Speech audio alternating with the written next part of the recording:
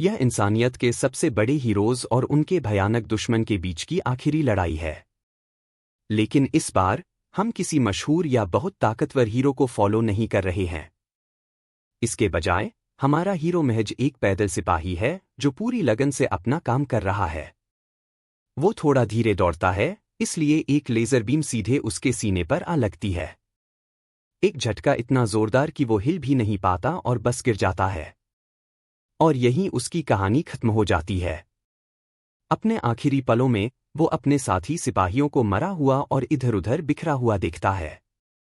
जंग का मैदान। जहां तक उन तथाकथित महान हीरोज की बात है, वो इंसानियत के सबसे बड़े दुश्मन लिक्विडेटर के खिलाफ एक भयानक लड़ाई में फंसे हैं। हीरोज में 4 बहादुर योद्धा हैं, जिनमें से हर एक के पास अलग और शानदार ताकतें हैं। और फिर हमारे लड़के जैसे पैदल सिपाही भी हैं, जिन्हें बस बलि के बकरे की तरह इस्तेमाल किया गया है। ये लोग असल में एनपीसीज की तरह हैं, जो बिना किसी डायलॉग के कोने में खड़े हैं। उनका मकसद बस मरना है। वो अपने बारे में बहुत बुरा महसूस करता है, यह सोचकर कि उसने इसमें कितना कम योगदान दिया है। काश वो किसी टैलेंट के साथ पैदा हुआ होता। लेकिन वो हीरोज चाहे जितने भी ताकतवर हों, उनके पास कोई मौका नहीं है। लिक्विडेटर उन्हें खीरे की तरह काट देता है। सच में, उन्हें मिटाने के लिए एक ही वार काफी है। पता चला कि वो राक्षस पूरे समय अपने शिकार के साथ खेल रहा था। इंसानियत की किस्मत आखिरकार पहले ही तय हो चुकी है। या कम से कम ग्रेली ने तो यही सोचा था। तभी उसे याद आता है कि उसका दिल पहले ही टुकड़े टुकड़े हो चुका है। और फिर भी वो अभी भी मरा नहीं है। अगली चीज जो उसे पता चलती है, वो खंडहरों के बीच में खड़ा है।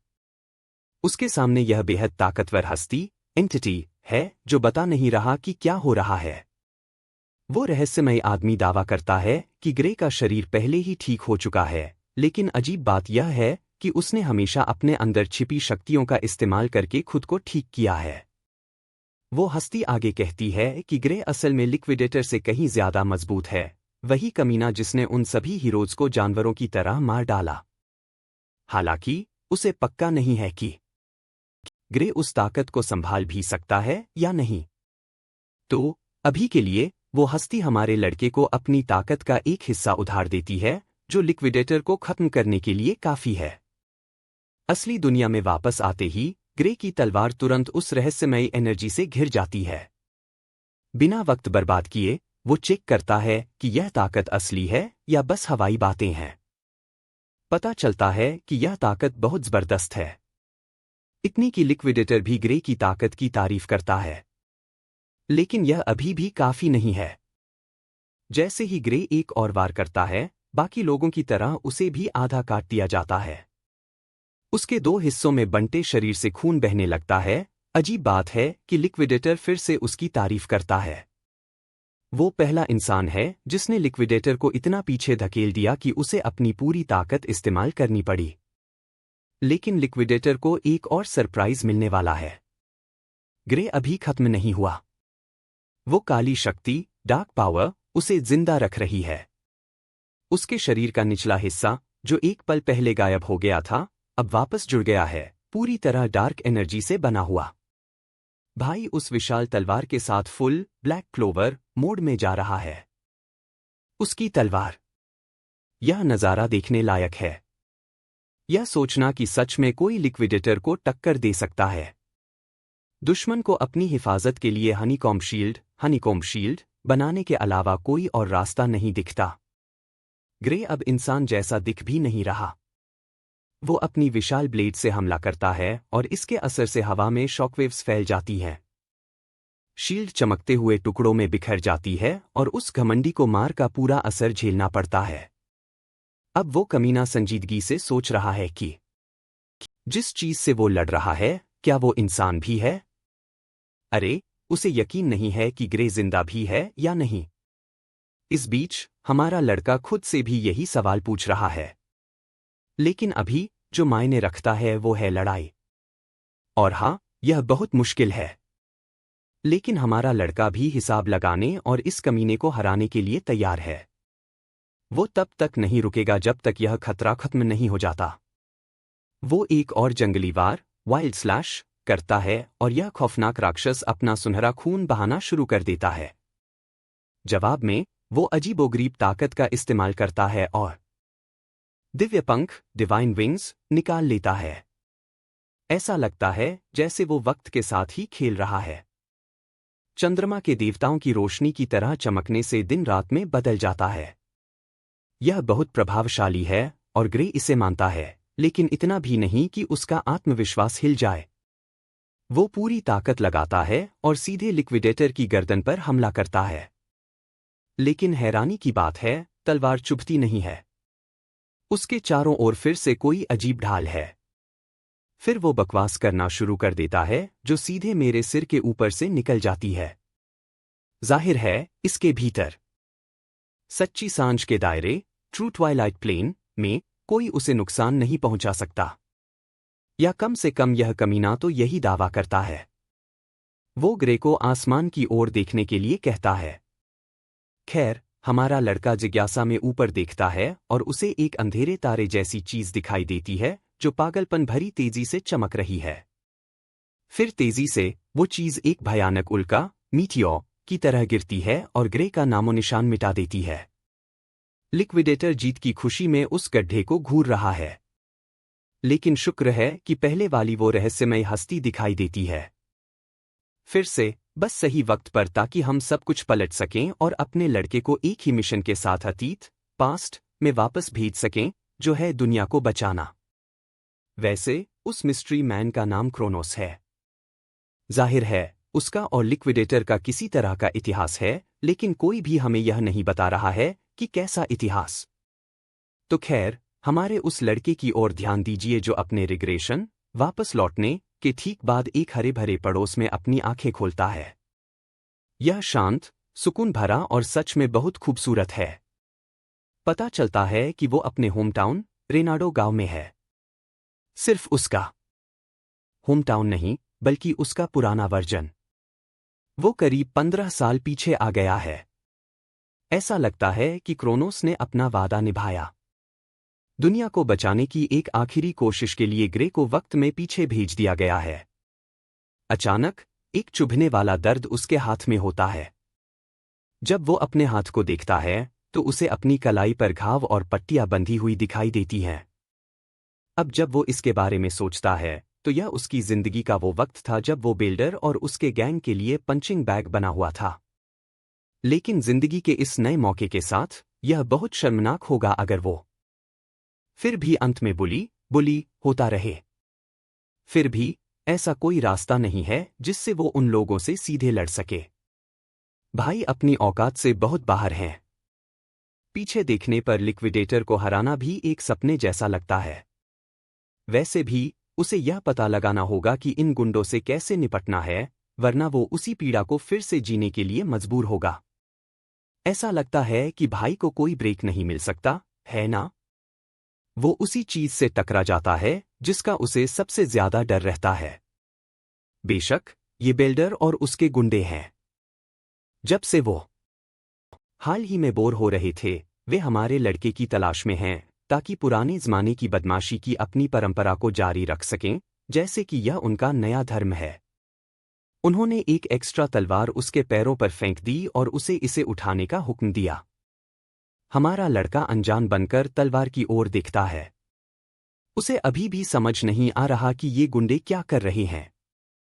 आखिर 15 साल हो गए तो यादें थोड़ी धुंधली हैं। इस बीच बिल्डर को लगता है कि ग्रे जानबूझकर अनजान बनने का नाटक कर रहा है, इसलिए वो इतना मेहरबान है कि उसे उनकी नकली लड़ाई की याद दिला सके। यह सुनकर ग्रे तुरंत अपने जख्मी हाथ की ओर इशारा करके इन कीड़ों को दूर करने की कोशिश करता है। वो इनविटेशन के लिए शुक्रगुजार है, लेकिन बदकिस्मती से वो इसमें शामिल नहीं हो सकता क्योंकि चोट अभी तक ठीक नहीं हुई है। लेकिन ऐसा लगता है कि जब तक भाई तलवार नहीं उठाता और लड़ता नहीं, तब तक वो इन आवारा लोगों से पीछा नहीं छुड़ा सकता। उन्होंने उसे यह भी भरोसा दिलाया कि तलवारें पूरी तरह से बिना धार की ब्लंट हैं, इसलिए चोट लगने का कोई चांस नहीं है। हालांकि ग्रे को लग रहा है कि चोट अभी भी लग सकती है। चाहे ब्लेड कितना भी कुंद क्यों न हो। यह अभी भी लोहे का एक टुकड़ा है। गलत जगह पर एक गलत वार आपके लिए ऊपर का टिकट कटवा सकता है। खैर, उसे एक बात समझ आ गई है। नाजुक जगह पर एक हल्की थपकी और आप दर्द से जमीन पर गिर पड़ेंगे। लेकिन इन लोगों को ग्रे की बातों के पीछे का लॉजिक समझ नहीं आ रहा है। बिल्डर अपना पैंतरा लेता है, हमला करने के लिए तैयार। उसे ग्रे की ना सुनने से नफरत है, इसलिए वो ड्यूअल शुरू करने के लिए एक सांड की तरह उस पर हमला करता है। ग्रे को तलवार पकड़ने का वक्त दिया गया था, लेकिन वो वक्त खत्म हो चुका है और बिल्डर पहले से ही उस पर हमला कर रहा है। हमारा लड़का इसे मजाकिया मानता है कि यह लड़का इसे एक नकली लड़ाई कहता है, जबकि वो ऐसे हमला कर रहा है जैसे कि वो अपनी ही मां पर नाराज हो गया हो। तभी ग्रे को एक पूर्व मिलिट्री डॉक्टर द्वारा कही गई बात याद आती है। उसकी तलवारबाजी में कभी सुधार नहीं होने की वजह बचपन में लगी चोट थी। अब जब वो इसके बारे में सोचता है तो शायद यही वो चोट है जिसने उसकी जिंदगी को हमेशा के लिए बदल दिया और उसे एक कुत्ते की तरह जीने के लिए मजबूर कर दिया। बिल्डर अपने ब्लेड से वार करता है, लेकिन ग्रे फुर्ती से हट जाता है और हमले से बच जाता है। हालांकि सच में यहां तक कि ग्रे खुद भी हैरान है कि वो इससे बचने में कामयाब रहा। इस बीच ऐसी गजब की फुर्ती देखकर बिल्डर का चेहरा गुस्से से लाल हो जाता है। उसने एक और वार किया, जिससे मेरा आदमी फिर से बच गया। फिर उसके पैरों पर किए गए त्वरित हमले से भी आसानी से बचा जा सकता है। कमीने हमारे लड़के को मारने की बहुत कोशिश कर रहे हैं। वो एक मिशन पर निकले खून के प्यासे आदमी की तरह है, जो अपने विरोधी को हराने के लिए तैयार है। लेकिन ग्रे किसी निंजा की तरह फिसल जाता है। सबसे पहले ग्रे ने सोचा कि बिल्डर बस धीमा था, लेकिन तब उसे पता चलता है कि यह बिल्डर नहीं है जो धीमा हो गया है, वो खुद ही तेज हो गया है। भाई सचमुच हर वार से ऐसे बच रहा है जैसे उस पर किराया बकाया हो। यहां तक कि बिल्डर के गुंडे भी जो देख रहे हैं उसे नजरअंदाज नहीं कर सकते। ऐसा लगता है जैसे ग्रे बिल्कुल अलग इंसान है। हो सकता है कि उसके पास पहले जैसा शरीर न हो, लेकिन उसके पास अब भी लड़ी गई हर लड़ाई की यादें हैं। उस सारे तजुर्बे, एक्सपीरियंस को उसके दिमाग में छपा होने की वजह से उसका शरीर मूल रूप से ऑटो पायलट पर है। उसे मुश्किल से उन हमलों से बचने की कोशिश भी करनी पड़ती है। फिर ग्रे इस तथाकथित नकली लड़ाई को जारी रखने के लिए तलवार पकड़ लेता है, जो अब इतनी नकली नहीं लग रही है। बिल्डर अपने अहंकार में डूबा हुआ है, ग्रे को अपने कुंद ब्लेड के नीचे कुचलने की सख्त कोशिश कर रहा है। लेकिन मेरे लड़के के पास बहुत हो चुका था। उसने पहली बार अपनी तलवार घुमाई। उसके जबरदस्त वार से अचानक झटका लगने से बिल्डर का हाथ बुरी तरह दुखने लगता है। इससे पता चलता है कि बिल्डर असल में कितना दयनीय है। अगर ग्रे सच कहे तो वो असल में यहां हारे हुए व्यक्ति की तरह महसूस करता है, इस तरह की कमजोर स्थिति से बाहर निकलते हुए। लेकिन उसका यह भी मानना है कि बिल्डर जरा भी रहम का हकदार नहीं है।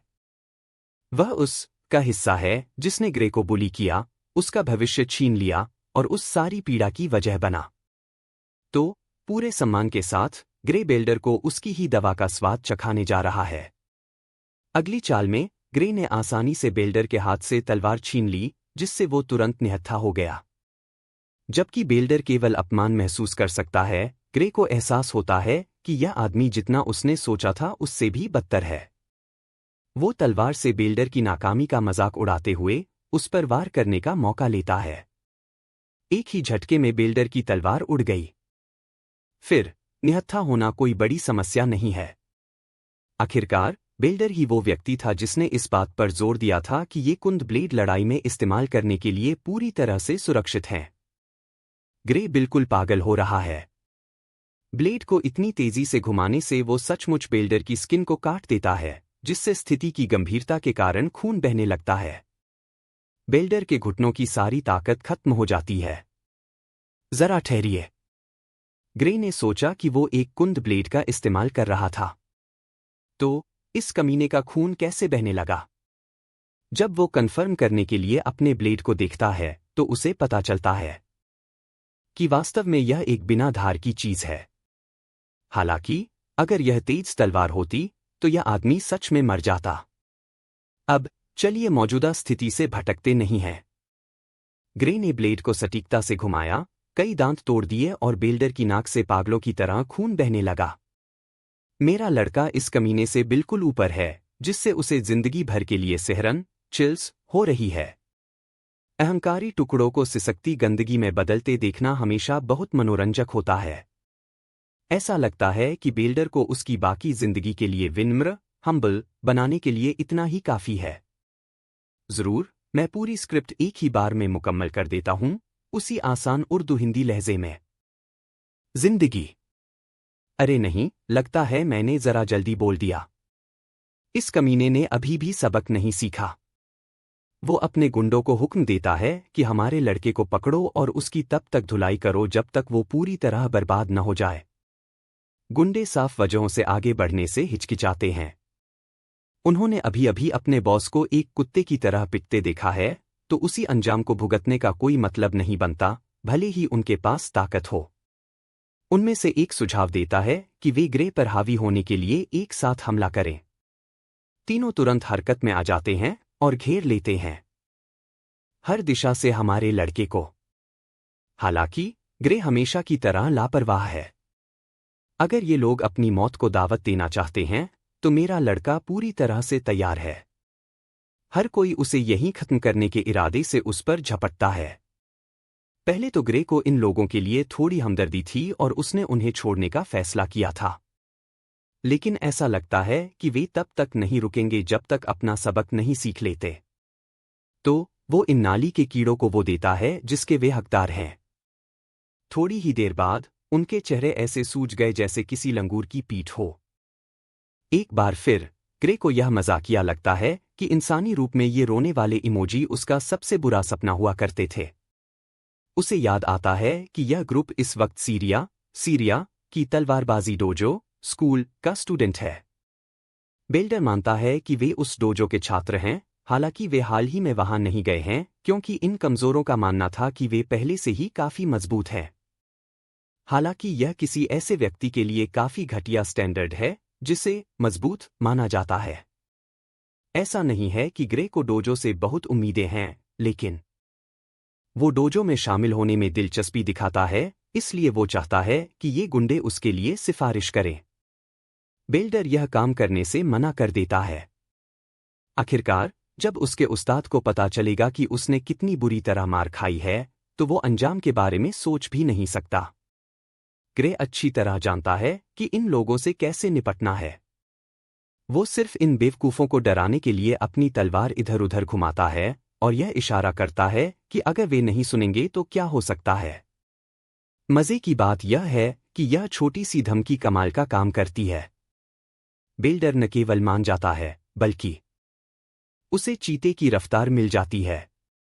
वो जितनी जल्दी हो सके डोजो तक पहुंचने के लिए सड़क पर भागता है, यहां तक कि अपने दोस्तों को भी पीछे छोड़ देता है। थोड़ी देर बाद वे शहर में दाखिल होते हैं। चलते चलते बेल्डर पूछता है कि ग्रे को डोजो ज्वाइन करने में इतनी दिलचस्पी क्यों है। पता चलता है कि इस डोजो के पास एकेडमी के लिए एक सिफारिश रिकमेंडेशन स्लॉट है। हमारे लड़के को और कुछ कहने की जरूरत नहीं है क्योंकि उसे यकीन है कि बेल्डर इतना समझदार है कि उसका मुख्य मकसद समझ सके।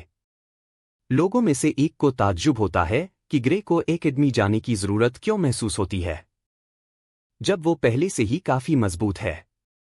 इन्हें क्या पता, मेरा आदमी अपने स्टैंडर्ड इतने नीचे नहीं रखता। काफी की उसकी अपनी परिभाषा है।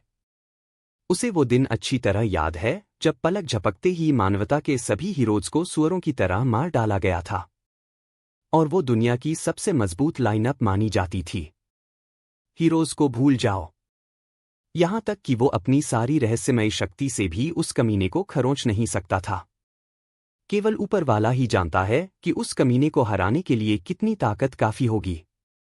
हालांकि वो उस वक्त पूरी तरह से निराश हो चुका था, लेकिन जिस पल उसे वो काली ताकतें मिलीं, उसे ऐसा महसूस हुआ कि वो एक सर्वशक्तिमान हस्ती है जो कुछ भी तबाह कर सकता है। जो चीज उसे पीछे खींचती थी वो थी तलवारबाजी के हुनर, स्किल की कमी। वो स्वॉर्ड सेंट से सीखी गई कुछ ट्रिक्स पर भरोसा कर रहा था। अगर उसने ट्रेनिंग में ज्यादा वक्त बिताया होता, जैसा कि स्वॉर्ड संत ने किया था, तो उसे पूरा यकीन है कि वो अकेले ही जंग का रुख पलट सकता था। शायद यही वजह है कि क्रोनोस ने उसे यहां भेजा है, ताकि वो तब तक घिसाई करे जब तक कि वो उस अंधेरी, रहस्यमय ताकत को फिर से इस्तेमाल करने के लायक न हो जाए। थोड़ी देर बाद हम उस उस्ताद, मास्टर, से मिलते हैं जिसके बारे में वे गुंडे बात कर रहे थे। ग्रुप एक आम नागरिक के साथ झगड़ा करने के लिए तैयार हो रहा है। और इससे भी बुरी बात यह है कि उस नागरिक को चुनौती देने के बाद उन्हें सिर्फ बेइज्जती मिली। यह खौफनाक महिला तलवारबाजी डोजो की इंस्ट्रक्टर सीरिया है। बेल्डर ने सफाई देने की कोशिश की कि वे असल में किसी को धमकाने की कोशिश नहीं कर रहे थे। यह महज एक दिखावटी लड़ाई थी। बेचारा कमीना अपने झूठ के लिए एक जबरदस्त तमाचा खाता है। एक हिट इतनी जोरदार कि वो सीधे चांद पर पहुंच जाए। उसके गुंडे डर से कांप रहे हैं, काश वे आज बच पाते। डरने की कोई बात नहीं दोस्तों। उसने अभी जो किया वो एक छोटा सा सबक था जो वो इन बेवकूफों को सिखाना चाहती थी। अगर वे किसी निहत्थे की पिटाई को नकली लड़ाई कहते हैं, तो उसने जो किया वो भी नकली लड़ाई में गिना जाएगा। वो बेल्डर के बदसूरत चेहरे पर अपनी तलवार घुमाती है और उसे तुरंत डोजो से बाहर निकाल देती है। न केवल वो, बल्कि उसके गुंडे भी उसके साथ जा रहे हैं। इसके साथ वे दयनीय गुंडे अपने हारे हुए लीडर को ले जाते हैं और वहां से रफादफा हो जाते हैं। वो तुरंत घूमती है और अपने पुराने स्टूडेंट्स की वजह से हुई परेशानी के लिए अपने नए भर्ती रिक्रूट से माफी मांगती है। मेरा लड़का माफी को टाल देता है। काम की बात पर आते हैं। उसने सुना है कि वो एकेडमी के लिए एक सिफारिश चाहता है, जिस पर मेरा लड़का हामी भरता है। चूंकि बेल्डर और उसकी टीम ने उसे बहुत परेशान किया, इसलिए वो उसके लिए सिफारिशी खत, रिकमेंडेशन लेटर, लिखने को तैयार है। हालांकि ऐसा करने से पहले वो चाहती है कि वो अपनी काबिलियत साबित करे। दोनों एक दूसरे के सामने खड़े हैं, हाथ में लकड़ी की तलवारें लिए। सीनियर होने के नाते वो उसे पहले वार करने का मौका देती है। और इस तरह मारपीट का दौर शुरू हो जाता है। वे इतनी तेजी से आगे बढ़ते हैं कि सचमुच वे जो कुछ भी पीछे छोड़ते हैं वो उनके हमलों के निशान होते हैं। हर वक्त सीरिया अपना काम करती है, जो हमारे लड़के की काबिलियत को परखना है। वो बता सकती है कि उसकी तलवारबाजी उसकी उम्र के हिसाब से काफी अच्छी है। ऐसा लगता है मानो वो पहले अनगिनत लड़ाइयों से गुजर चुका है। अब यह समझ में आता है कि उन बेवकूफों ने एक ही आदमी से मार क्यों खाई। उसकी स्टाइल ज्यादातर खुद सीखी हुई, सेल्फ टॉट है, लेकिन कभी कभी उसका खेल एकेडमी में सिखाई जाने वाली स्टाइल जैसा दिखता है। इसका मतलब यह है कि शायद किसी ने उसे सिखाया होगा, हालांकि उसकी तकनीक अभी भी कच्ची है। हालांकि एक बात पक्की है कि उसके पास बहुत सारा टैलेंट है, जिसे तराशने की जरूरत है। उसे बेसिकली कोयले में एक हीरा मिला है। अब जबकि उसने उसका जायजा ले लिया है, वो अपने आखिरी वार के साथ ड्यूअल को खत्म करने का फैसला करती है। मेरा लड़का खुद को संभालता है और आसानी से उसके हमले से बच जाता है। यह खौफनाक डांस एक बार फिर शुरू होता है। भाई सचमुच उसके हर हमले से ऐसे बच रहा है जैसे उसे चोट लगने से एलर्जी है। इससे महिला को चिंता होने लगती है। उसकी तरफ से हिचकिचाहट की कमी उसे परेशान कर रही है। ऐसा लगता है कि उसके द्वारा किया गया कोई भी हमला उसे हिला नहीं सकता। यहां तक कि उसे खुद पर गुस्सा आने लगता है। यह सोचना कि उसे एक नकली लड़ाई में अपना सब कुछ देना पड़ रहा है, जिसका मकसद केवल इस जवान लड़के की ताकत को नापना था। वो इस हद तक हैरान हो जाती है कि उसे डर लगने लगता है।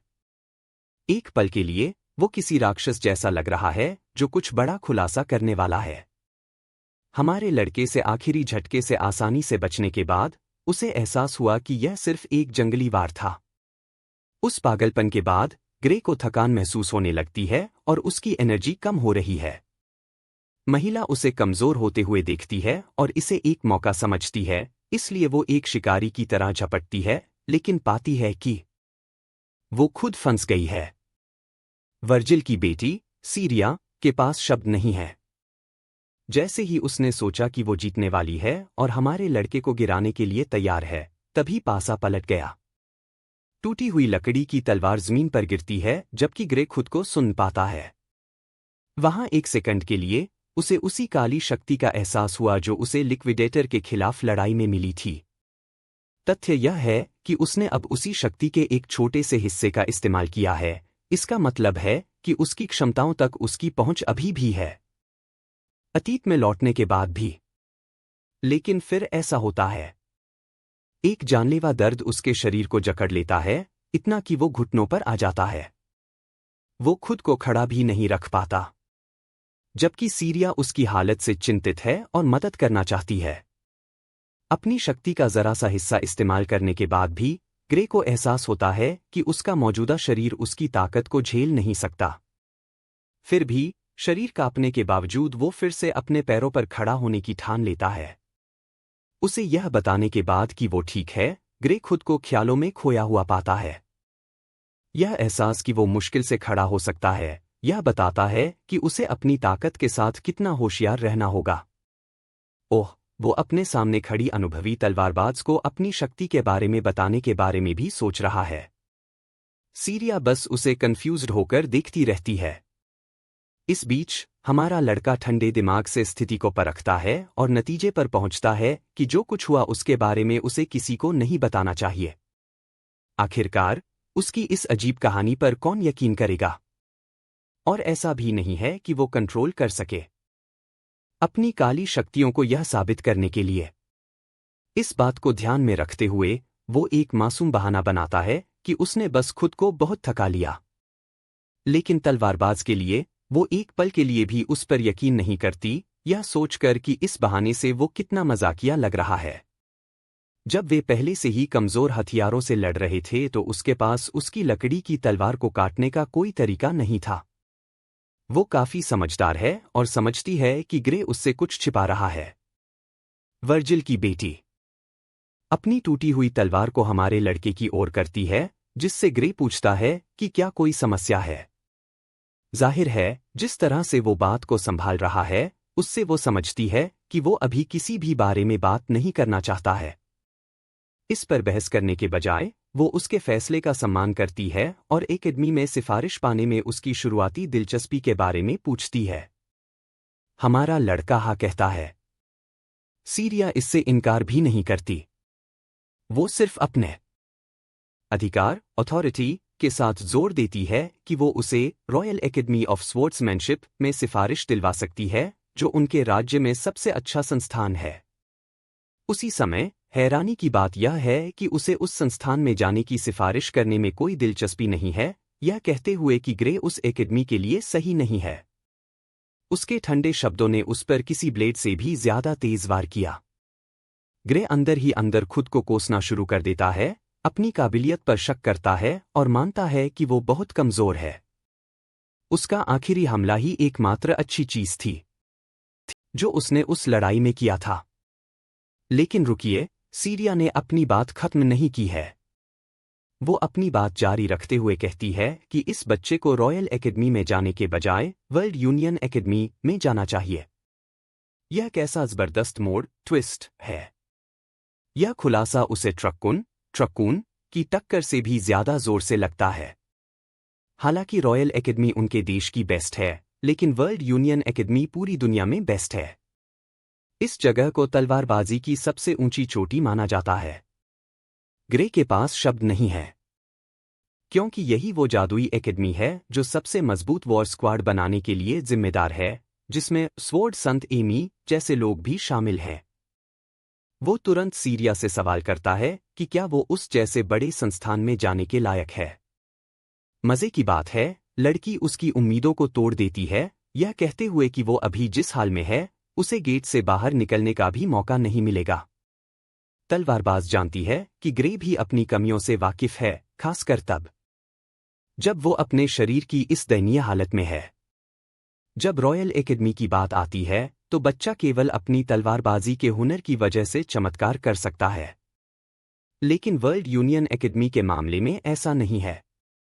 तो हाँ, भाई की वाट लग जाएगी अगर वो अपनी ट्रेनिंग नहीं करता। यहां तक कि सीरिया भी हैरान है। बच्चे के पास तलवार चलाने का गजब का टैलेंट है और फिर भी उसके पास एक लकड़ी जैसा शरीर है। शक पैदा होने लगता है, जिससे ग्रे को अपने खतरनाक विरोधियों के बारे में चिंता हो रही है। वर्ल्ड यूनियन एकेडमी में मुकाबला। यह सच में बच्चों का खेल नहीं है और उसके मौजूदा शरीर के साथ वैसे भी इसका सवाल ही नहीं उठता। उसकी उदास हालत को देखकर सीरिया बताती है कि वो कितनी जल्दी हार मान लेता है। हालांकि एकेडमी की एंट्री परीक्षा में अभी पूरे 9 महीने बाकी हैं, फिर भी ग्रे को अपनी काबिलियत पर भरोसा नहीं है और वो सोचता है कि वो वक्त भी उसके लिए काफी नहीं होगा।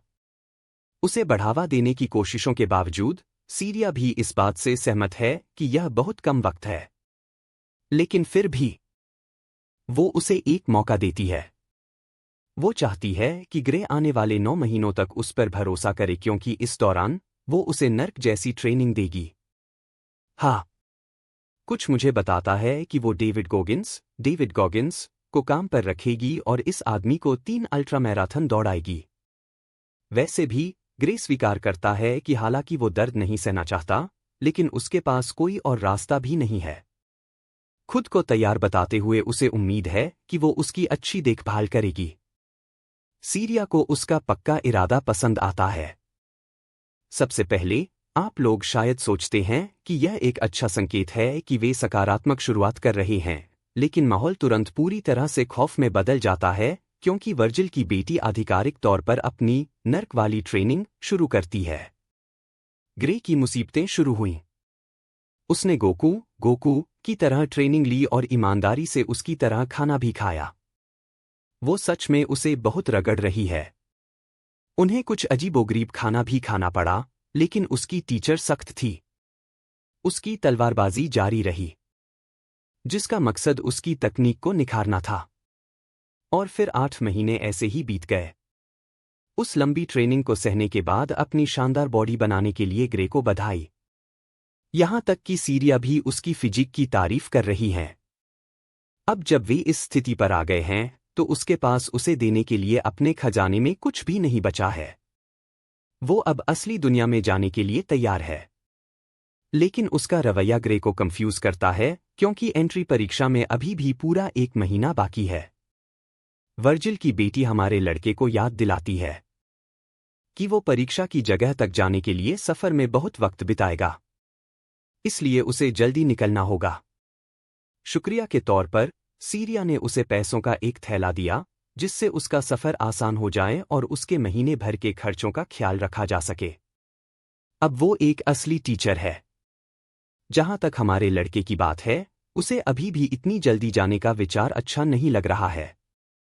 उसका जबरदस्ती वाला रवैया उसे दुखी करता है, क्योंकि उसे लगता है कि उसकी टीचर उसे इस तरह दूर धकेल रही है जैसे वो कोई बोझ हो। उसकी ओर देखकर मुस्कुराते हुए वो सोचती है कि वो बात को बढ़ा रहा है। अचानक ग्रे पास में एक मॉन्स्टर नेस्ट की अफवाह की बात करता है, जिससे सीरिया का ध्यान खींचता है। वो यह भी बताता है कि सुरक्षा गार्डों की कमी के कारण गांव पूरी तरह असुरक्षित है। वो भी घोंसले के होने की बात मानती है, जैसा कि हाल ही में पता चला था। साथ ही वो उसे देखकर मुस्कुराती है, यह भरोसा दिलाते हुए कि कुछ भी बुरा नहीं होगा।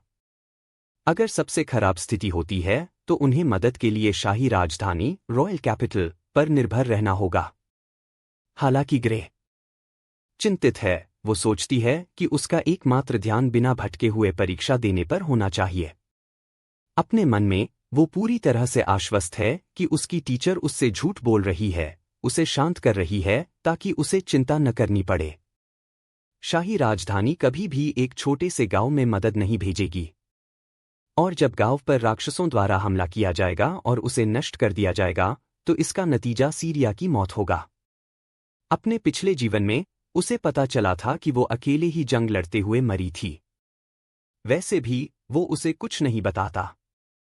वो बस हालात को स्वीकार कर लेता है और इस वक्त उसकी मदद करने के लिए अपनी टीचर को धन्यवाद देता है। ग्रे तुरंत जाने का नाटक करता है, जिससे सीरिया के चेहरे पर मुस्कान आ जाती है। कुछ दिनों बाद हमें घोंसले तक पहुंचने के लिए खतरनाक रास्ता पार करते हुए उसका एक सीन मिलता है। खतरा सामने मंडरा रहा है, लेकिन इससे पहले कि वो कुछ करती, वो अपने शिष्य स्टूडेंट की जानी पहचानी आवाज से चौंक जाती है। पेड़ की शाखा के ऊपर बैठकर वो पूछता है कि उसकी प्यारी उस्ताद इतनी रात को कहाँ जा रही है। उसे अचानक वहां देखकर वो पूछती है कि वो यहाँ क्या कर रहा है, जबकि उसे एकेडमी पर ध्यान देना चाहिए। जमीन पर उतरते हुए वो उसे ताना मारता है। जब उसने कहा कि वो जा रही है तो उसने उससे झूठ बोला। घोंसले की हालत को नजरअंदाज करना और शाही राजधानी को इसे संभालने देना। बहाना बनाते हुए सीरिया बताती है कि शाही राजधानी ने उनके निजी मामलों के कारण आने से इनकार कर दिया, यही वजह है कि उसने खुद ही यह काम संभाल लिया। उसे अपनी तलवार पर भरोसा है, उसे विश्वास है कि उस घोंसले में जो भी हो वो उसे हरा सकती है। खास तौर पर रिपोर्ट मिलने के बाद सीरिया ने खुलासा किया कि उसका विरोधी एक एलीट मॉन्स्टर होने वाला है और उसके साथ लगभग 50 छोटे राक्षस भी हैं। वो जानती है कि राक्षसों से लड़ना उनकी तादाद की वजह से कठिन होगा, लेकिन यह उसे जाने से नहीं रोक रहा है। वैसे यहां तक कि ग्रे भी मानता है कि एक एलीट मॉन्स्टर इतना मजबूत नहीं है, कम से कम इतना नहीं कि वो सीरिया जैसी महिला को हरा सके। हालांकि राक्षसों के बारे में बात यह है कि उनका फायदा उनके दिमाग और भारी तादाद में होता है। उस घोंसले में उनमें से बहुत से लोगों के साथ अगर वे उसे घेरने और उस पर हावी होने में कामयाब हो जाते हैं तो सीरिया जरूर मर जाएगी। इसके अलावा हमारा लड़का एक बात जानता है, पूरे भरोसे के साथ, अपने पिछले जीवन के ज्ञान की वजह से। सीरिया को अकेले मिशन पर जाने देना उसे मौत के मुंह में भेजने जैसा है, और अंत में गांव भी बर्बाद हो जाएगा और कोई रक्षक भी नहीं बचेगा। वो अंधेरा भविष्य जिसका अनुभव वो पहले ही कर चुका है। इसे ध्यान में रखते हुए युवा शिष्य उसके साथ टीम बनाने की गुजारिश करता है, लेकिन उसकी उस्ताद मानती नहीं है। वो कहती है कि वो अकेले काफी है। यह समझाने में वक्त बर्बाद करने के बजाय कि वो काफी नहीं होगी, ग्रे चालाकी से कहता है कि वो असली जंग का तजुर्बा हासिल करना चाहता है। यहां तक कि वो उसे इमोशनल कर देता है और पूछता है कि क्या उसे डर है कि वो उसके रास्ते में बोझ बन जाएगा। हालांकि वो चालाक है, उसके गुरु ने अभी जो कहा वो मजाकिया है। उनके स्किल में अंतर इस समय लगभग समान है कि वो उनकी नकली लड़ाई के दौरान उससे लड़ने के लिए संघर्ष करती है। इस तथ्य को ध्यान में रखते हुए भी सीरिया अपने शिष्य को याद दिलाती है कि एक असली लड़ाई बहुत अलग होती है, खासकर जब आप इस जैसे राक्षस के घोंसले की बात कर रहे हों। यह काम बहुत खतरनाक है, यही वजह है कि वो नहीं चाहती कि ग्रे अपनी जान जोखिम में डाले, कम से कम तब तक नहीं जब तक उसके पास जंग का ज्यादा तजुर्बा न हो। उसका शिष्य उसकी सजा सुनकर बहुत दुखी हुआ। आखिरकार सीरिया अपनी बात से पीछे नहीं हट रही थी, इसलिए वो एक आखिरी रास्ता अपनाता है, एक विचार जिसे वो अपनी उस्ताद के साथ साझा करना चाहता है। सबसे पहले वो तब तक हैरान रह गई जब तक कि ग्रे ने सीधे उसे लड़ाई के लिए चुनौती नहीं दी, उसे सुलाने का वादा किया और फिर राक्षस का सामना करने के लिए खुद आगे बढ़ गया। माहौल तनावपूर्ण हो जाता है। शिष्य, उसने अभी अभी अपनी उस्ताद को असली जंग के लिए चुनौती दी है। उसकी तलवार उसकी ओर इशारा कर रही थी। ग्रे उसकी प्रतिक्रिया का इंतजार कर रहा है। यह महसूस करते हुए कि उसका स्टूडेंट भी उसकी तरह ही जिद्दी है, सीरिया ने हार मान ली। वो नहीं चाहती कि वो अकेले जाए, इसलिए वो साथ जाने के अपने पिछले सुझाव पर वापस लौट आती है। उसे बस इस बात की परवाह है कि वो एक टुकड़े में सही सलामत वापस आए। और हाँ, एक टुकड़ा असली है। वे दोनों एक साथ आते हैं और राक्षसों का सामना करने के लिए जंगल में जाते हैं। रात गहरी हो जाती है और अंततः उस्ताद और शिष्य ने घोंसले की जगह ढूंढ ली। समझदार राक्षस अपने फायदे के लिए अपने माहौल का इस्तेमाल करते हैं। उन्होंने एक ऐसा घोंसला बनाया जिसमें भागने की कोई गुंजाइश नहीं थी, अगर कोई उन्हें चुनौती देने के लिए यहां तक आने की हिम्मत करता। सीरिया सोचती है कि प्राणियों को अपनी ताकत पर भरोसा होना चाहिए, जबकि ग्रे का तर्क है कि यह वास्तव में उन दोनों के लिए ज्यादा नुकसानदेह है क्योंकि उन्हें सावधानी से लड़ना होगा। सुरक्षित दूरी से देखने पर वो हैरान रह गई। बॉस, बॉस, कहीं नहीं है। ग्रुप के बीच पाया जाता है, जिससे उसे अचरज होता है कि क्या वो अपने तंबू में छिपा है।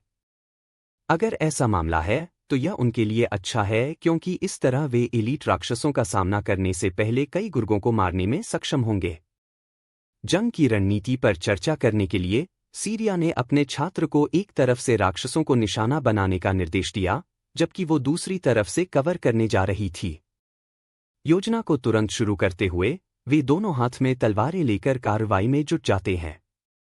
मुकाबला शुरू होता है। इससे पहले कि राक्षस भी हालात को समझ पाते, शानदार सीरिया पहले से ही उनके ऊपर है, एक साफ हेडशॉट देती है, जिससे प्राणी का सिर फुटबॉल बन जाता है, क्योंकि वो जमीन पर गिर जाता है। पहले राक्षस को मारने के बाद बाकी लोग अपनी अपनी भाषा में एक दूसरे पर बड़बड़ाते और दहाड़ते हैं। पूरा ग्रुप गुस्से में है और घुसपैठियों को मारने के लिए अपने हथियार तैयार करते हुए मारने के लिए तैयार हो जाता है। लेकिन इससे कोई फर्क नहीं पड़ता, क्योंकि हमारा लड़का जिस तरह से भीड़ को मार रहा है वो जानवर की तरह जा रहा है। यह लड़का है वन मैन आर्मी, जो एक साथ कई राक्षसों को मार गिराता है। खूबसूरत सीरिया बिल्कुल वैसी ही है। वो अपने प्रभावशाली स्किल दिखा रही है जो उसने पापा वर्जिल से सीखा है।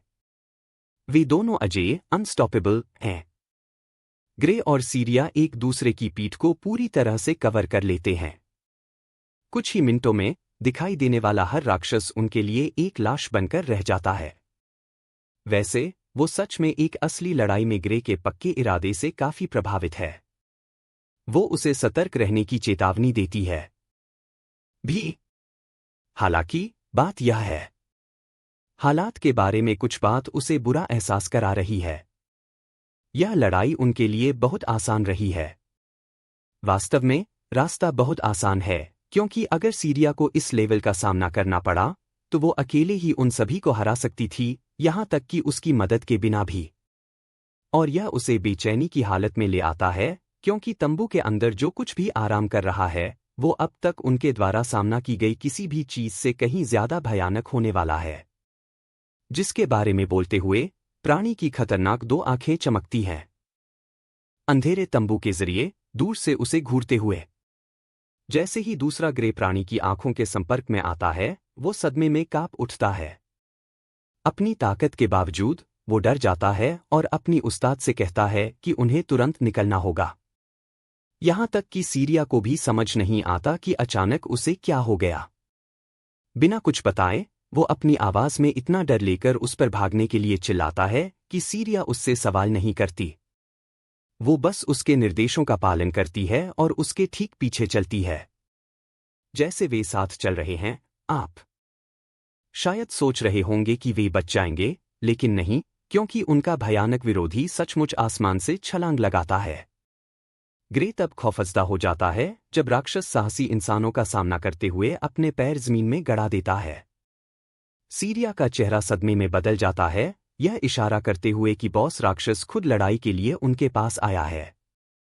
लेकिन फिर ग्रे ने एक ऐसा बम फोड़ा जिसकी किसी को उम्मीद भी नहीं थी। यह बिल्कुल भी बॉस राक्षस नहीं है, ठीक वैसे ही जैसे वो खुलासा करने वाला है।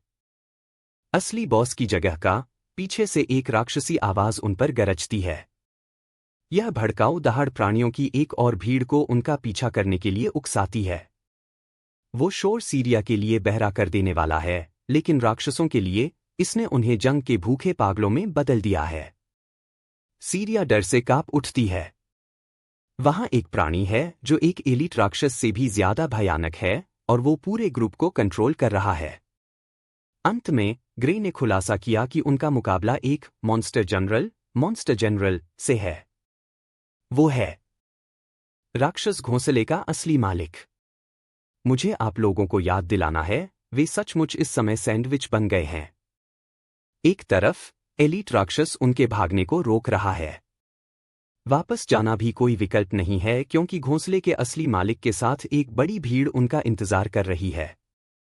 सीरिया अपना अचरज जताती है, यह जानते हुए भी कि वे अपने लेवल पर भी इस तरह के राक्षस का सामना नहीं कर सकते। उनकी जीत का एकमात्र मौका बचने के लिए उनके सामने मौजूद एलीट राक्षस को मारना है।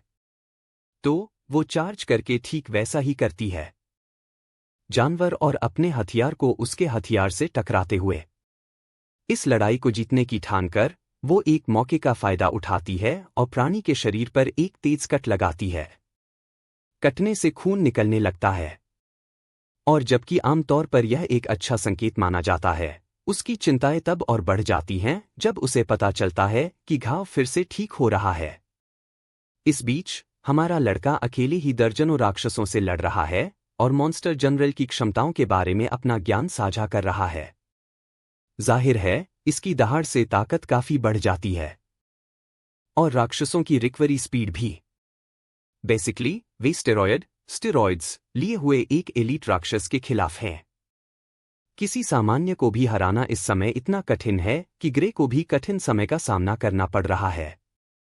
राक्षसों में से एक को मारते हुए वो सीरिया को अपनी पीठ कवर करने के लिए कहता है। वो उसे जंग को कुछ देर और रोके रखने का निर्देश देता है, जिससे उसे सवाल उठता है कि उसने किस तरह की चमत्कारी रणनीति बनाई है। इस पर हमारा लड़का बताता है कि इस तरह की स्थिति में उनका केवल एक ही मकसद होता है, और वो है उन सब में से सबसे बदसूरत उस कमीने को मार डालो जो अपनी भीड़ के पीछे छिपा हुआ है। अस्तित्व की लड़ाई तब शुरू होती है जब ग्रे एक राक्षस के खिलाफ अपनी तलवार चलाता है। वो वार को हटा देता है और पाता है कि एक और उग्र राक्षस उस पर निशाना साध रहा है। वो दुश्मनों से बच रहा है, अपने सामने एक साफ रास्ता बनाने पर ध्यान लगा रहा है ताकि वो अपने मकसद तक पहुंच सके। हालांकि लापरवाही में वो इतनी ताकत का इस्तेमाल करता है कि यह सचमुच उसके ब्लेड को चकनाचूर कर देता है। यह वास्तव में परेशानी वाली बात है, क्योंकि अब वो उस हथियार के बिना रह गया है जिस पर उसे भरोसा है। वो उन्नत राक्षस के हमले से बचता है और अपनी एक्स्ट्रा तलवार को बाहर निकालने पर अपना ध्यान केंद्रित करता है। हाँ, यह सबसे चतुर मुख्य पात्र, मेन कैरेक्टर, है जिसे मैंने कुछ समय में देखा है। दूसरी तलवार ले जाने का मतलब है तैयार रहना। वैसे भी ग्रे को चिंता है कि उसका ब्लेड लंबे समय तक टिक नहीं पाएगा। उसके बचाव में आते हुए उसकी उस्ताद ने अपनी एक्स्ट्रा तलवार उसकी ओर उछाल दी, जिससे उसे जीत का एक और मौका मिल गया। उसके हाथ में दोनों एक्स्ट्रा तलवारें हैं, बेहतर लड़ाई का मौका। लेकिन फिर भी यह भी इन राक्षसों में से हर एक को मारने के लिए काफी नहीं होगा। मॉन्स्टर जनरल तक पहुंचने और साथ ही उसके गुर्गों को हराने में बहुत ज्यादा संघर्ष है। अपनी क्षमताओं पर भरोसा करते हुए यह आदमी पागल हो जाता है और अपने दुश्मनों पर सुपर स्पीड से वार करता है। उसकी आगे की गति तब टूट जाती है जब एक राक्षस उस पर हमला करने की कोशिश करता है। सौभाग्य से वो बच जाता है और फिर तुरंत हमले को रोकता है। लड़ाई उसे थका रही है, लेकिन फिर भी उसने उसके सामने राक्षसों से निपटने में अच्छी तरक्की की है। मॉन्स्टर जनरल को खतरा महसूस होता है और वो दूसरी भयानक दहाड़ मारने का फैसला करता है। ग्रे के डर की वजह से मजबूत प्राणियों को ताकत में एक और बूस्ट मिला है। इस आदमी का वक्त अच्छा नहीं चल रहा है क्योंकि वो अब और भी ज्यादा संघर्ष कर रहा है। ग्रे को पता चलता है कि मॉन्स्टर जनरल इतना समझदार है कि वो अपनी रणनीति को समझ सकता है। अब जब यह पता चल गया है कि मानव क्या करने की कोशिश कर रहा है, राक्षस जनरल अपने गुर्गों को भड़काने के लिए दहाड़ता रहता है। लड़ने के लिए एक हमले को रोकते हुए ग्रे राक्षसों को पीछे धकेलता है और ठीक आगे बढ़ता है। राक्षसों की भीड़ उसके स्वागत के लिए तैयार है। हर एक का सामना करने के बजाय वो कुशलता से उन लोगों को काट देता है जो सीधे उसके रास्ते में आते हैं। लेकिन इससे भी उसके पूरे शरीर पर खरोंचें और चोटें आ जाती हैं। खून का खेल उसे थका रहा है क्योंकि वो उनके अंतहीन हमलों से बचने के लिए संघर्ष कर रहा है। अपने बचाव को विफल करते हुए वो राक्षसों में से एक से निपट जाता है और अपनी जगह पर डटा रहता है। चीजें ऐसा लगता है कि उसके लिए वास्तव में बुरा हो रहा है क्योंकि राक्षसों ने उसे वहीं पहुंचा दिया है जहां वे चाहते थे। सौभाग्य से, चूंकि वे इतने गुस्से में हैं, उन्होंने सहयोग करने की भावना खो दी है क्योंकि उनमें से एक बिना सोचे समझे अपनी ही तरह के किसी अन्य पर हमला कर देता है। ग्रे को एहसास हुआ कि उनकी रणनीति शायद उसकी तलवारों को कमजोर करने की है। जब वो ख्यालों में खोया हुआ था, एक गिगाचेड राक्षस ने उसके सिर को कुचलने के लिए एक शक्तिशाली मुक्का मारा। यह करो या मरो की स्थिति है और वो हार नहीं मान सकता। तो वो अपनी तलवार का इस्तेमाल करता है नुकसान को कम करने के लिए। लेकिन फिर भी भाई को भारी धड़ाम के साथ जमीन पर गिरा दिया जाता है। अपने आप को अपनी जिंदगी के आखिरी छोर पर पाकर यह आदमी अभी भी अपनी टूटी हुई हालत में उठने की कोशिश करता है। यह एक बैडएस की परिभाषा है। पिछले हमले में अपनी एक्स्ट्रा तलवार को नष्ट करने के बाद अब उसके पास केवल एक तलवार बची है और दर्जनों राक्षसों के साथ साथ उनके बॉस को भी मारना है। एक बार फिर हालात उनके पक्ष में नहीं है। दरअसल इससे बाहर निकलना लगभग नामुमकिन है। रिग्रेशन का अनुभव करने के बावजूद वो अभी अपनी स्थिति को पूरी तरह से समझता है। ग्रे बस जीत नहीं सकता। इतने सारे खून के प्यासे राक्षसों के खिलाफ नहीं जो उसे कमजोर कर रहे हैं। इसलिए उसने अपनी जंग की रणनीति को बदलने का फैसला किया और अपनी उस्ताद पर दहाड़ते हुए भागने को कहा, जबकि वो अभी भी उसके भागने के लिए खुद को एक चारा डिकॉय बना सकता था। सीरिया यह सुनती है और मुस्कुराती है और ऐसा करने से मना कर देती है। वो अभी भी मजबूत एलीट राक्षस का सामना कर रही है, लेकिन ग्रे को समझ नहीं आ रहा है कि वो अभी भी लड़ने के लिए क्यों अड़ी हुई है। वो उसे भाग जाने का भरोसा दिलाता है कि वो जल्द ही आ जाएगा, लेकिन सीरिया ने उसके सुझाव को ठुकरा दिया और डरावने तरीके से खुलासा किया कि उसने दौड़ने की अपनी ताकत खो दी है। उसकी जांघ पर गहरा घाव हो गया, जिससे ग्रे की उम्मीदें राख हो गईं। यहां तक कि वो तरीका भी अब मुमकिन नहीं है। अब उसके पास मौत की ओर बढ़ने के अलावा कोई रास्ता नहीं बचा है। गुस्से में अपना ब्लेड घुमाते हुए वो उस वजह के बारे में सोचता है जिसके कारण वो वापस आया था। इतने भारी मकसद को उठाने के बावजूद यह सब खत्म होने वाला है। दुख की बात है कि हमारे लड़के की आखिरी तलवार भी टुकड़े टुकड़े हो जाती है और फिर भी वो मानने को तैयार नहीं है। अपना हथियार खोने के बावजूद ग्रे ने इसे अपनी जिंदगी का अंत मानने से इनकार कर दिया। काश वो भविष्य की शक्ति का इस्तेमाल कर सकता, वो भयानक काबिलियत जो लिक्विडेटर से मेल खाती थी और उसे नुकसान पहुंचाने में सक्षम थी। अगर वो एक पल के लिए भी इसका प्रयोग कर सके तो ये राक्षस टुकड़े टुकड़े हो जाएंगे।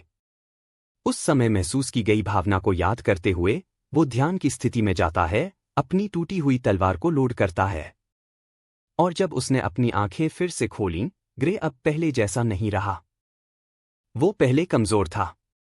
एक ही गहरा जलता हुआ टुकड़ा राक्षसों को उड़ा देता है और उन्हें अपनी जलती हुई काली तलवार से राख में बदल देता है। यहां तक कि सीरिया को भी समझ नहीं आता कि क्या हो रहा है। लेकिन ऐसा लगता है कि हमारा लड़का अभी भी कंट्रोल में है। जैसे कि उसकी अंधेरी शक्तियों का इस्तेमाल करने के बाद भी वो उसे राहत की मुस्कान देता है। अगले कुछ सेकंड में ग्रे अपनी नजर में आने वाले हर एक प्राणी को काट देता है, जिसमें मॉन्स्टर जनरल भी शामिल है। यहां तक कि उसकी उस्ताद भी नहीं समझ पा रही है कि आखिर हुआ क्या है। वो इस पर ध्यान देने में बहुत व्यस्त है। उसके सामने एलीट राक्षस। लेकिन अब जब मॉन्स्टर जनरल मारा गया है तो ऐसा लगता है कि मजबूत करने वाली क्षमताएं खत्म हो गई हैं। सीरिया समझती है कि अब वो आसानी से जानवर को मार सकती है क्योंकि उसमें अब दोबारा ठीक होने की कोई ताकत नहीं है। वो प्राणी को काट देती है और ऐलान करती है कि एलीट राक्षस अपने बॉस के बिना कुछ भी नहीं है। आखिरकार उनकी जीत हुई। वे दोनों सभी मुश्किलों के बावजूद खड़े होने में कामयाब रहे और लड़ाई जीत ली। राक्षसों की पूरी भीड़ को चमत्कारिक ढंग से कुचलने के बावजूद ग्रे वो अभी भी अपनी तलवार तोड़ने के लिए माफी मांगता है। सीरिया उससे कहती है कि बदले में उसकी जान बचाने की तुलना में यह कुछ भी नहीं है। वो तलवार इकट्ठा करती है और अंत में इस्तेमाल की गई तकनीक के लिए उससे पूछना चाहती है।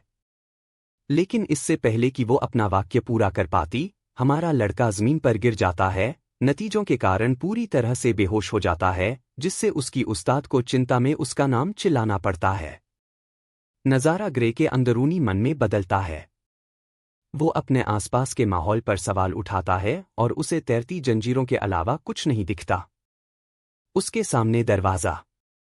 वो तब तक कंफ्यूज रहता है जब तक कि दरवाज़ा उसी तरह की अंधेरी ऊर्जा नहीं छोड़ता जिसका इस्तेमाल वो अपनी काबिलियत के लिए करता है। उसे अचानक एक एहसास हुआ। ये उसकी अपनी ताकत है। वो सोचता है कि अगर वो दरवाज़ा तोड़ने में कामयाब हो गया तो क्या होगा। आखिरकार वो सत्ता प्राप्त कर सकता था और उसे अपना बना सकता था। कोशिश करने के लिए तैयार, वो आगे बढ़ता है। लेकिन जैसे ही वो अपना पहला कदम उठाता है, उसके शरीर पर एक जानलेवा एहसास मंडराने लगता है जिससे उसकी रूह कांप जाती है। और वो लेने के बाद ही होता है। एक कदम।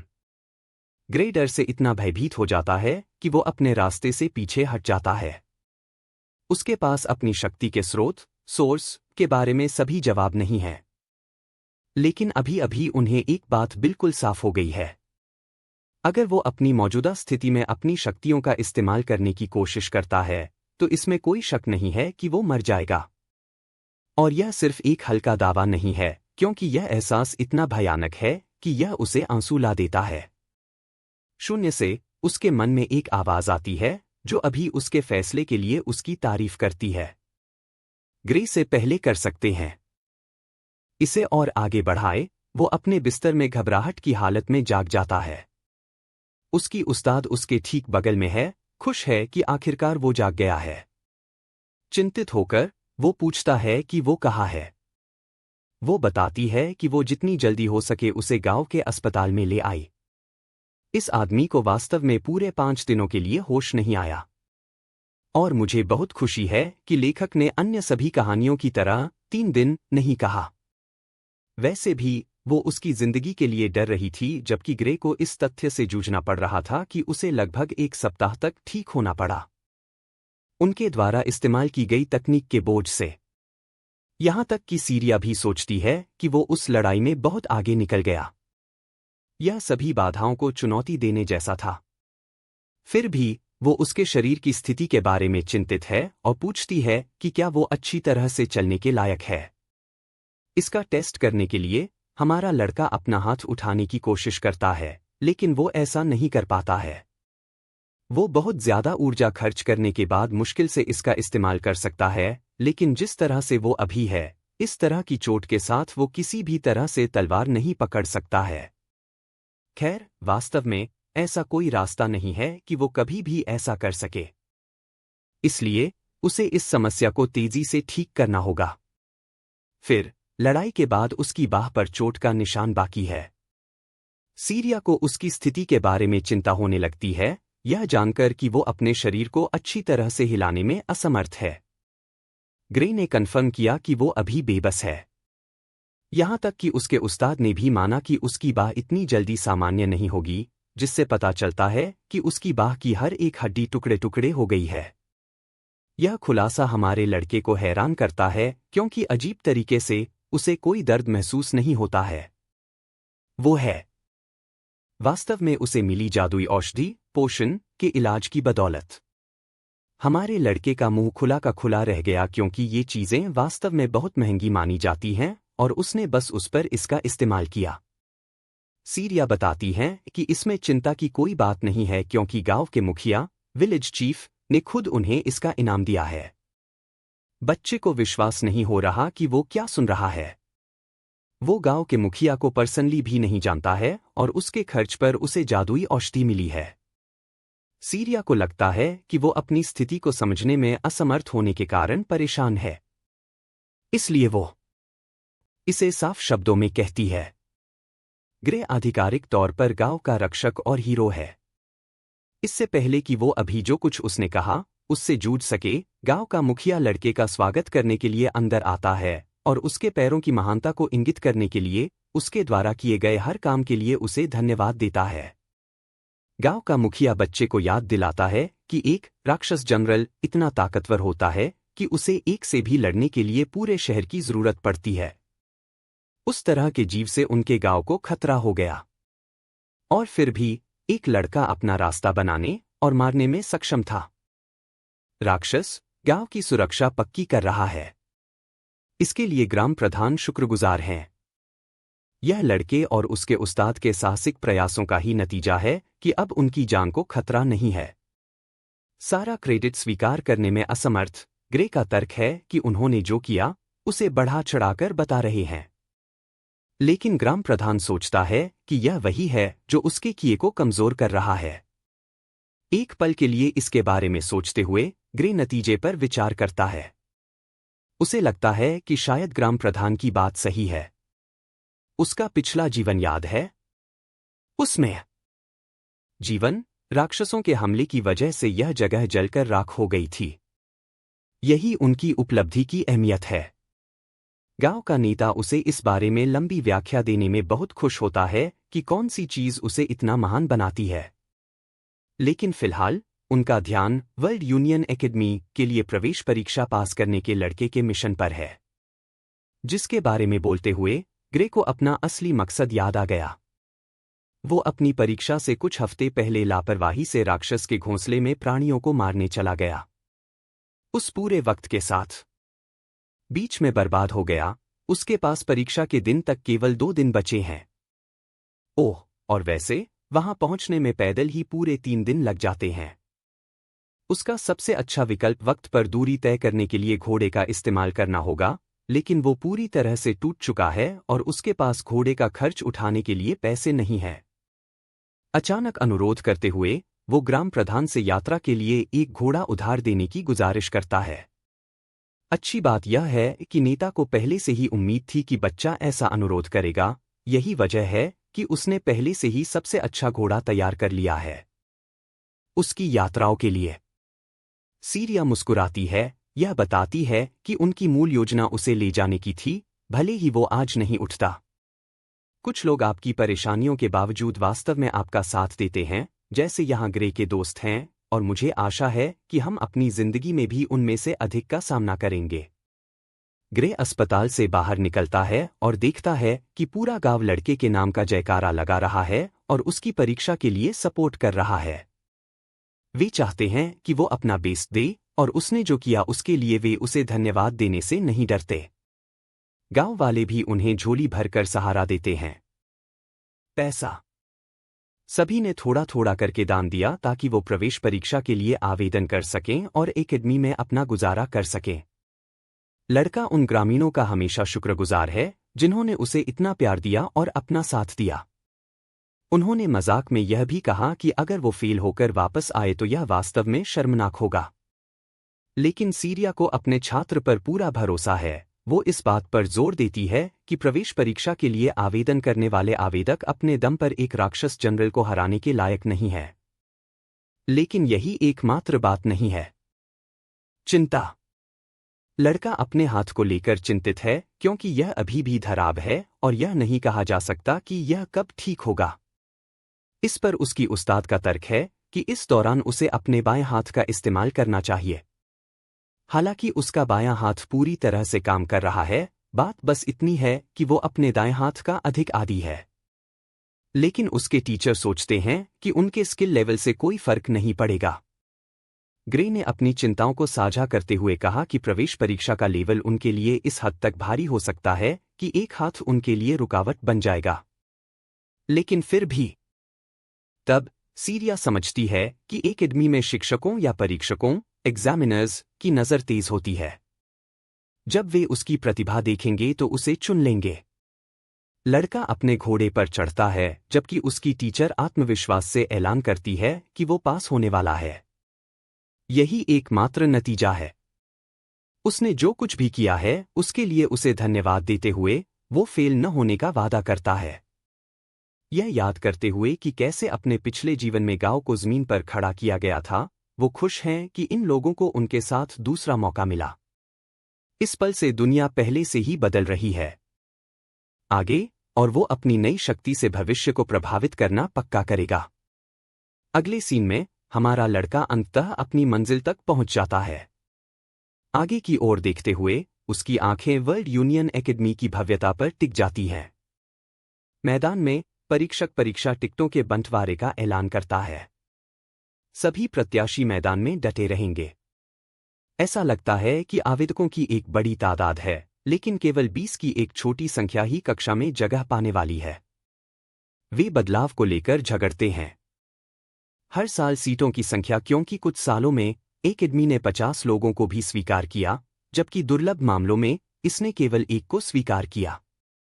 तो जाहिरा तौर पर चयन के नियम पक्के नहीं हैं। वैसे भी प्रोफेसर एरियल सुर्खियों में आ जाती हैं और सामने आ जाती हैं। वो परीक्षार्थियों को संबोधित करती हैं और समझाती हैं कि उन्हें पेश किए जा रहे पेपर को इकट्ठा करना होगा।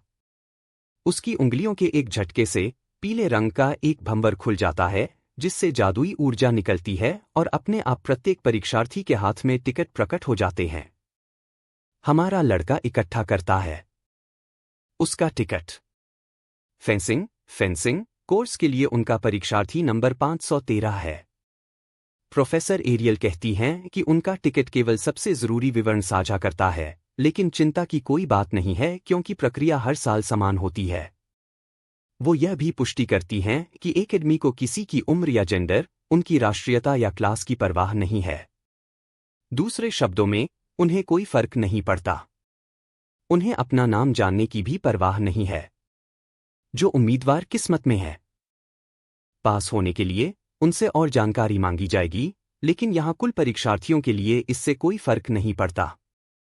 प्रोफेसर एरियल ने यहां तक पुष्टि की कि अगर वे नकली नाम पेश करते हैं तो यह ठीक है। एक बार फिर यह साबित हो गया कि एकेडमी को इसकी परवाह नहीं है। वैसे भी मुसीबत हमारे लड़के को फिर से ढूंढ रही है, क्योंकि वो आज अपनी तलवार के बिना यहां आया था और फिर भी उसे तलवारबाजी कोर्स में रखा गया है। इससे वो सिस्टम की सच्चाई पर सवाल उठाता है। प्रोफेसर एरियल यह कहते हुए खुश रहती हैं कि उन्होंने हर व्यक्ति को उनके आधार पर एक कोर्स सौंपा है। दिखता है, मैं जानता हूं कि उसे समझदार या कुछ और होना चाहिए, लेकिन यह मजाकिया है कि कैसे 1 मिनट पहले वो भेदभाव के बारे में बात कर रही थी और फिर वो यह कहने लगती है। एरियल को कोर्स डिटेल गलत होने की स्थिति में उसे सुधारने में कोई दिक्कत नहीं है। यहां तक कि परीक्षार्थी भी सोचते हैं कि केवल साइट के आधार पर कोर्स देना नामुमकिन है, खासकर जब उनमें से बहुत सारे हों। उन्हें पूरा शक है कि एकेडमी ने पहले ही उनकी जांच कर ली होगी, तो इस तरह वे इसकी संभावना जानते हैं। दिमाग पढ़ने का जादू भी आता है। प्रोफेसर एरियल उनकी किसी भी चिंता का समाधान नहीं करती। वो केवल यह देख रही है कि कोई भी तय कोर्स के बारे में शिकायत नहीं कर रहा है।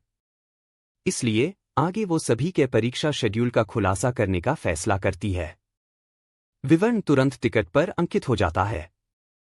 ग्रे घबराया हुआ है क्योंकि पहले दिन उसकी परीक्षा होनी है, जिससे उसे अपने हाथ को ठीक करने का वक्त नहीं मिल रहा है। एरियल ने खुलासा किया कि यह परीक्षा केवल एक बार आयोजित की जाएगी और यह सब कुछ तय करेगी। यदि कोई उम्मीदवार देर हो चुकी है तो उसे तुरंत बाहर कर दिया जाएगा। वो उन्हें यह भी याद दिलाती है कि उनका शेड्यूल सख्त है और अनुरोध पर छेड़छाड़ या बहस नहीं की जाएगी। यह ग्रे के लिए बुरी खबर है, जो अपनी सेहत में सुधार के लिए संघर्ष कर रहा है। वो अपने शरीर के लिए प्रार्थना कर रहा है कि कल कोई चमत्कार हो जाए और वो ठीक हो जाए। अगला दिन आ गया और तुम्हें क्या पता, बेचारे का हाथ जरा भी ठीक नहीं हुआ। ऐसे में उनके पास परीक्षा देने के अलावा कोई चारा नहीं है। ग्रे के परीक्षार्थी नंबर पर कॉल किया जाता है और वो निराश होकर आगे बढ़ जाता है। वो स्थिति के बारे में पॉजिटिव बने रहने की कोशिश में खुद को शांत करने की कोशिश करता है। उसके बाएं हाथ का जायजा लेने पर ऐसा नहीं लगता कि उसे कोई समस्या है, और अगर वो काफी ताकत लगाए तो वो अपना दाहिना हाथ भी हिला सकता है। उनकी मौजूदा रणनीति परीक्षक की गतिविधियों, मूवमेंट्स को बारीकी से देखना और उससे जीतने की रणनीति खोजना है। वो एक अभ्यर्थी और एक परीक्षक के बीच मैच देख रहा है। आवेदक आंख मूंद कर हमला करने के लिए दौड़ पड़ता है, लेकिन उसके हमले के अंत तक परीक्षक अचंभित हो जाता है और लापरवाही से खड़ा होकर उसका इंतजार करता है। अगली चाल।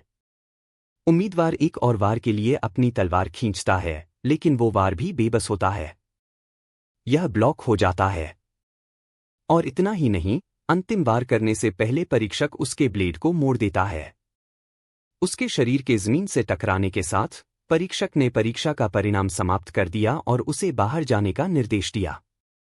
आप लोग सोच रहे होंगे कि शायद ग्रे को कुछ मिल गया है, लेकिन मजाकिया बात यह है कि कैसे यह आदमी सचमुच हार मान लेता है और स्वीकार करता है कि उसकी बैंड बजने वाली है। अखाड़े में उतरने के लिए उनका नंबर आता है। ग्रे अपनी संभावनाओं को देखता है, यह महसूस करते हुए कि वो साफ तौर पर ऐसे परीक्षक को नहीं हरा सकता जिसने उससे भी बड़े उम्मीदवार को नष्ट कर दिया। अखाड़े के अंदर हमारे लड़के को पहली चाल चलने की आज़ादी दी जाती है। इसके बावजूद वो इस बात को पूरी तरह समझते हैं कि यह लड़ाई एक तरफा होगी। फिर भी उसे किसी न किसी तरह का प्रभाव डालना ही होगा। लड़ाई की शुरुआत ग्रे के हमला करने से होती है। उसे अपने गुरु की सलाह याद है, जिसने उसे अपने पूरे शरीर का इस्तेमाल करने के लिए कहा था, केवल अपनी भुजाओं का इस्तेमाल करने के बजाय एक शक्तिशाली वार स्लैश करने के लिए। उसकी सलाह को मानते हुए वो सोचता है कि अपने दाहिने हाथ के नुकसान से निपटने का एकमात्र तरीका इसके बजाय अपनी अन्य मांसपेशियों का इस्तेमाल करना है, और इसलिए वो पहला झटका देता है जिसे परीक्षक आसानी से चकमा दे देता है। अब भी ग्रे खुद को अपनी सामान्य शैली में लड़ने के लिए संघर्ष करता हुआ पाता है। आखिरकार भले ही वो अपने दाहिने हाथ की भरपाई करने की कोशिश कर रहा है, फिर भी यह इस तथ्य को नहीं बदलता है कि वो यहां एक बड़े नुकसान में है। परीक्षक उसे काटने की कोशिश करके जवाब देता है, लेकिन ग्रे को आश्चर्य हुआ कि तलवार बहुत धीमी गति से चल रही है। यह ऐसा है मानो वो बिना किसी हड़बड़ी के इसके रास्ते को पढ़ सकता है। तो हमारा लड़का वास्तव में हमले को सफलतापूर्वक रोकता है, फिर भी हमले के पीछे परीक्षक की ताकत का वजन महसूस करता है। साथ ही उनका मानना है कि परीक्षक की तकनीक सीरिया जितनी अच्छी नहीं है। इसलिए अगर वो केवल उन तकनीकों पर ध्यान केंद्रित कर सकता है जो उसने उससे सीखी हैं, तो एक मौका है कि वो एक अवसर का फायदा उठाने और एक बेहतर रणनीति बनाने में सक्षम हो सकता है। खोलना ओपनिंग। उस रणनीति को ध्यान में रखते हुए ग्रे इंस्ट्रक्टर को हराने की कोशिश में पूरी ताकत से भागता है। ओह, और इंस्ट्रक्टर को वास्तव में पीछे धकेला जा रहा है। उसकी गति ही उसकी मौत है। ग्रे खुद को आश्वस्त पाता है, यह महसूस करते हुए कि वो इस परीक्षक को आसानी से हरा सकता है। उसके उस्ताद के शब्द फिर से उसके दिमाग में कौंध जाते हैं। उनके ब्लेड एक बार फिर टकराते हैं, लेकिन ग्रे अपने प्रतिद्वंद्वी को पूरी तरह से हरा देता है और अपने नए आत्मविश्वास के साथ लड़ाई खत्म करने के लिए तैयार हो जाता है।